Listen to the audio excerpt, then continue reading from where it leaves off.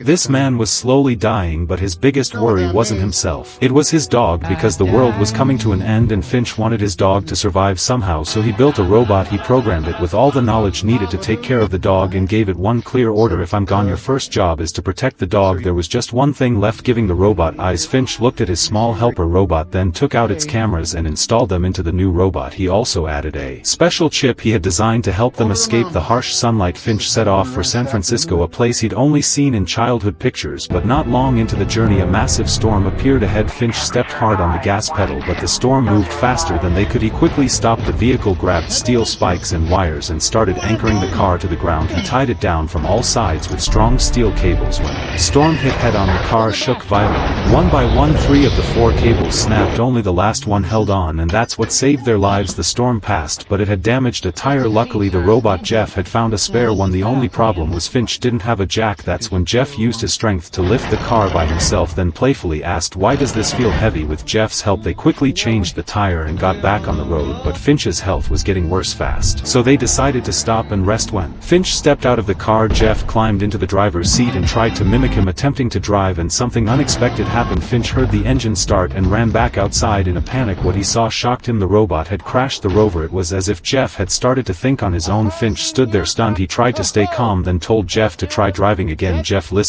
restarted the car and backed it up slowly. Finch was surprised and impressed. His creation was learning to take control. He called Jeff over and without any protection held his hand outside. Within seconds his skin began to burn in the intense sunlight. He did it on purpose to show Jeff how serious the situation was, to make him understand he had to grow up now, because Finch hadn't built Jeff for fun. He built him so that after he was gone Jeff could take care of the dog. Finch's message seemed to sink in. Jeff sat quietly in the back, thinking. Finch wondered if he'd said too much, so to lighten the mood he offered to teach Jeff how to drive again. Jeff's face lit up with excitement. The next morning a butterfly landed on the windshield. Finch was stunned. He reached out carefully, and this time the sun didn't burn him. For the first time in years the sunlight felt gentle. He put on his nicest suit, stepped outside, sat under the open sky and ate one of his last canned meals, but the peace didn't last long. Another bout of bloody coughing hit him. His time was almost up. Jeff tried to help him back into the car, but Finch stopped him and pulled him into a tight hug, like a father hugging his son. In that moment Jeff stopped being just a machine. He felt something similar to what a human would. A little while later Finch passed away, but Jeff still had a job to finish. After hours of traveling, Jeff and the dog finally reached the Golden Gate Bridge, Finch's final dream. It was abandoned now, but still standing. Jeff looked at it, then kept going, walking forward with the dog toward a future that was still worth searching for. So tell me guys, do you also love your pet this much?